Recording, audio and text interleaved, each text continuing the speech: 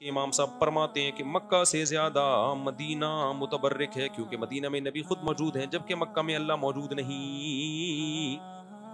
دیکھو مدینہ میں وہ جگہ جہاں پیغمبر دفن ہے، اس جگہ کے بارے میں تو تقریباً امت کا اجماع ہے کہ پوری روئے زمین میں سب سے افضل وہ جگہ ہے، لیکن پورا شہر مدینہ شہر مکہ سے افضل ہے۔ اس کے بارے میں جمہور کی رائے یہی ہے کہ شہر مدینہ شہر مکہ سے افضل ہے۔ آپ کہہ سکتے ہیں یہ کیا بات ہوئی کہ نبی جس جگہ دفن ہے وہ جگہ مکہ سے بھی افضل ہے، تو مکہ میں تو اللہ کا گھر ہے، تو بھائی اللہ کا گھر ہے، اللہ خود تھوڑی ہے وہاں پہ، ٹھیک ہے نا، اللہ تو عرش پر ہے، جیسے کہ اس کی شان ہے، اس کی بھی کیفیت ہم نہیں جانتے، تو اللہ کا گھر ہے نا، تو نبی کی تعظیم، نبی کی حیثیت ہماری نظر میں بیت اللہ سے زیادہ ہے۔ نبی کی جو حیثیت ہے نا پیغمبر صلی اللہ علیہ وسلم، لوگ پھر یہاں کہتے ہیں یہ بھی شرک ہے۔ ایک تو لوگوں کو شرک اور توحید کا کخ بھی پتہ نہیں ہے، ہر آدمی بیٹھا ہوا یوٹیوب پہ شرک اور کفر کے فتوے لگا رہا ہے۔ دیکھو اللہ کا جو گھر ہے نا بیت اللہ، اس کو جو ہمیں سجدہ کرنے کا حکم ہے، اس لیے نہیں کہ وہ اللہ ہے، بلکہ اللہ کہتے ہیں میری مرضی میں کسی بھی جگہ کو جہت بنا دوں کہ اس طرف سجدہ کرو، میں مان لوں گا مجھے کر رہے ہو۔ تبھی پہلے بیت المقدس کی طرف اللہ نے حکم دیا تھا وہاں سجدہ کرو، پھر اللہ نے کہا آپ یہاں کرو، تو مشرکین نے کہا یہ کیا، پہلے وہاں اللہ نے کہا بھائی میری مرضی سے جہاں مرضی کروں۔ سمجھ میں آ رہی ہے بات؟ میری مرضی جہاں میں حکم دوں۔ تو نبی صلی اللہ علیہ وسلم کو بھی حکم دیا کہ جب اللہ کو سجدہ کرنا ہوگا تو کہاں رخ کر کے کرنا ہے سجدہ؟ بیت اللہ کی طرف رخ کر کے۔ باقی بیت اللہ کی فضیلت اس لیے کہ وہ اللہ کا گھر ہے، تو پیغمبر کی فضیلت اس لیے کہ وہ اللہ کے نبی ہیں، تو گھر کی فضیلت نبی کی فضیلت سے زیادہ نہیں ہوتی ہے۔ دیکھو آپ کا ایک اپنا گھر ہے اور ایک آپ کا اپنا بیٹا ہے، بلڈوزر آیا گھر گرانے کے لیے اور بیٹے کو مارنے کے لیے، کوئی ڈاکو آیا، کہا یا تو گھر بچا لے یا بیٹا بچا لے، تو آپ کس کی قربانی دو گے؟ اب بولو گے گھر گرا دے بھائی، بیٹے کی قربانی نہیں دے سکتا۔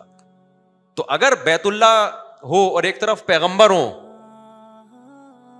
دونوں کو خطرہ ہو، تو جس کے دل میں بھی ذرا سی ایمان کی رمق ہے وہ پہلے بچانے کی کس کو کوشش کرے گا؟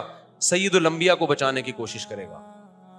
سمجھ میں آ رہی ہے بات؟ کیوں بھائی بیت اللہ گر گیا دوبارہ تعمیر ہو سکتا ہے، بیت اللہ تو کئی دفعہ جنگوں میں جو بغاوتیں ہوئی ہیں اور گولے باری ہوئے ہیں اس میں بیت اللہ کی دیواریں گرتی رہی ہیں لیکن دوبارہ تعمیر ہوتی رہی ہیں۔ حضرت ابراہیم صاحب نے تو دوبارہ سے تعمیر کیا تھا۔ تو خدا نہ خواستہ بیت اللہ کی فضیلت کو کم کرنا مقصد نہیں ہے، لیکن بتانا یہ کہ یہ جو لوگ کہتے ہیں نا کہ نبی کو اگر بیت اللہ پہ فضیلت دے دی تو شرک ہو جائے گا، شرک جب ہوگا جب نبی کو اللہ پہ فضیلت دینا شروع کر دو آپ، پھر یہ کفر ہو جائے گا۔ تو نبی کو اللہ پہ کوئی فضیلت نہیں دے رہا۔ تو جمہور کا عقیدہ یہی ہے کہ نبی صلی اللہ علیہ وسلم جس جگہ دفن ہے وہ جگہ بیت اللہ سے افضل ہے۔ اب یہاں ایک سوال پیدا ہوتا ہے جب وہ بیت اللہ سے افضل ہے تو پھر طواف اس کا کیوں نہیں کر رہے؟ بھائی طواف وہاں کیا جائے گا جہاں اللہ اجازت دے گا۔ نبی کا طواف اس لیے نہیں کہ تو شرک کا ذریعہ ہے نا، کیونکہ لوگ پھر یہ سمجھیں گے نبی ہمیں دیتے ہیں، تو نبی تھوڑی دیتے ہیں، جبکہ بیت اللہ کی چار دیواری کے بارے میں کوئی عقیدہ نہیں رکھتا ہے یہ دیواریں ہمیں دیتی ہیں۔ نبی تو ایک انسان ہے نا، تو وہاں شرک کا خطرہ ہے اس لیے وہاں پابندی لگائی ہے، اور بیت اللہ تو ایک پتھر ہے بے جان، وہاں شرک کا خطرہ نہیں ہے۔ کسی کو یہ یقین نہیں ہو سکتا کہ یہ بیت اللہ ہمیں دیتا ہے، بھائی یہ تو اینٹیں ہیں تو سعودی گورنمنٹ نے لگائی ہیں، اس کے پردے ہمیشہ چینج ہوتے ہیں، ٹھیک ہے نا، یہ تو اللہ نے کہہ دیا تو ہم پھر۔ اور اللہ نے یہ کیوں کیا؟ اللہ نے اس لیے کیا کہ ہر محبت کرنے والے کو محبوب سے ملنے کا شوق ہوتا ہے، محبوب کے چوکھٹ پہ جا کے بھیک مانگنا اس پہ فخر کرتا ہے وہ۔ تو اب عرش پہ تو ہم جا نہیں سکتے، تو اللہ نے کہا کہ میرے گھر پہ جس نے آنا ہے تو وہ لوکیشن کیا ہے، گوگل پہ لکھو گے اللہ میاں کا گھر کہاں ہے، گوگل بتائے گا یہ اللہ میاں کا گھر۔ تو جو میرے دیوانے مجھ سے محبت کرنا چاہتے ہیں، مجھ سے لپٹ نہیں سکتے، تو کوئی بات نہیں، وہ ملتزم کی چادروں سے لپٹیں گے تو میں سمجھوں گا کس سے لپٹ رہے ہیں، وہ مجھ سے لپٹ کے رو رہے ہیں، میں یہی سمجھوں گا۔ تو اس لیے اللہ نے بیت اللہ کو بنایا تاکہ ہم اللہ نبی سے محبت کا اظہار تو مسجد نبی میں جا کے کریں گے نا، اللہ سے محبت کا اظہار کہاں جا کے کریں بھائی ہم؟ تو اللہ سے محبت کے اظہار کے لیے اللہ نے اپنا گھر بنا دیا۔ سمجھتے ہو کہ نہیں سمجھتے؟ تو اس لیے وہاں جایا کرو، ملتزم سے لپٹ کے رویا کرو، رخسار رکھا کرو بیت اللہ کی دیواروں پہ، اس سے بہت اللہ کی محبت پیدا ہوتی ہے اور اللہ کو وہاں یہ ادائیں پسند ہے۔ وہاں جا کے بھی بس سیلفی میں لگا ہوتا ہے ہر وقت نا، مسکرا رہا ہوتا ہے اس اسٹائل سے، عجیب مصیبت ہے یار۔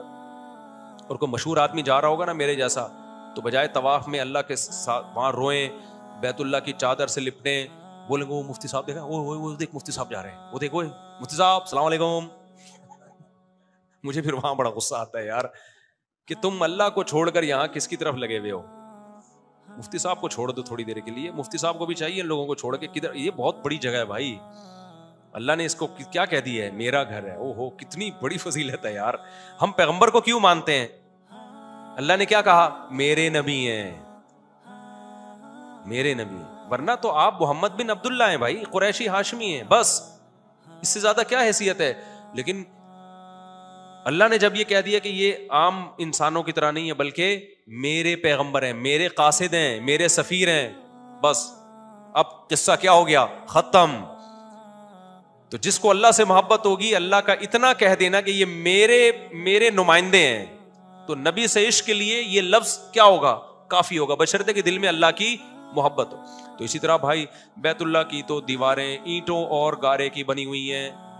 ہو سکتا ہے ہمارے گھر میں زیادہ پیسہ خرچ ہو گیا ہو, ہماری دیواریں سونے چاندی کی بنی ہوئی ہوں, کیا خیال ہے بھائی؟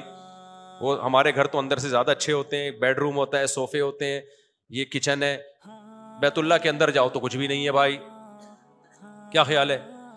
وہ کپڑا لگتا ہے وہاں پہ, ایک چادر ڈلتی ہے ہر سال وہ چینج ہو جاتی ہے, بیچ میں دھلتی رہتی ہے, تو ایک پرنالا سا لگا ہوا ہے, کیا خیال ہے اوپر, ٹھیک ہے نا, بارش ہوتی ہے پرنالے سے پانی گرتا ہے, تو کیا ہوا, ہم پاگل ہیں ہم 10-20 لاکھ روپے خرچ کر کے جائیں بھائی؟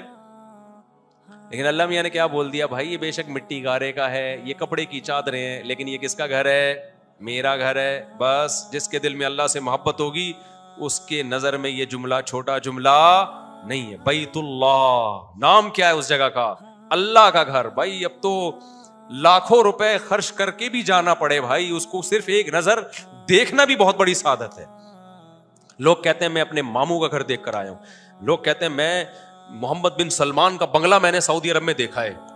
لوگ کہتے ہیں تو عظیم انسان ہے یار, تو کس کا بنگلہ دیکھ کے آ گیا بھائی, اس کا گھر دیکھ کر آیا. لوگ کہتے ہیں میں نے وائٹ ہاؤس میں صدر بش کا گھر دیکھا ہے.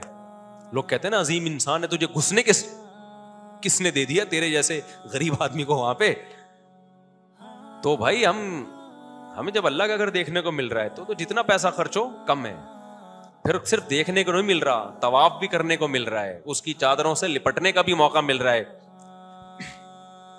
اور اس کی دیواروں سے رخسار لگانے کا بھی موقع مل رہا ہے, اس کی دیواروں کو چومنے کا بھی موقع مل رہا ہے. تو اس میں خدا کی قسم 25-30 لاکھ کی بھی کوئی حیثیت نہیں ہے, 25-30 لاکھ کی بھی کوئی حیثیت نہیں ہے, بشرطے کہ دل میں اللہ کی محبت کی چنگاری ہو.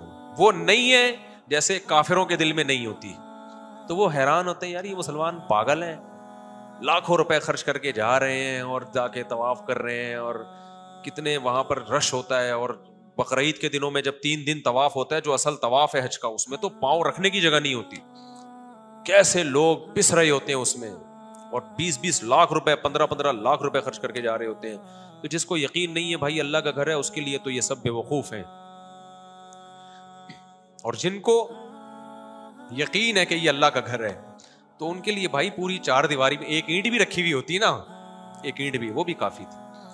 خیر مزے گل جنوانی فرماتے ہیں کہ مکہ کی ویلیو شہر کے اعتبار سے زیادہ ہے کیونکہ بلد اللہ ہے, اور مدینہ کی ویلیو مکہ سے خود حدیث میں ہی کم بتائی گئی ہے. نبی نے فرمایا مکہ میں ایک نماز کا ثواب 1 لاکھ, اور مدینہ میں ایک روایت میں 50,000 ہے, اور ایک جو صحیح روایت ہے زیادہ اس میں 1,000. تو فضیلت تو دونوں کی ہے بھائی.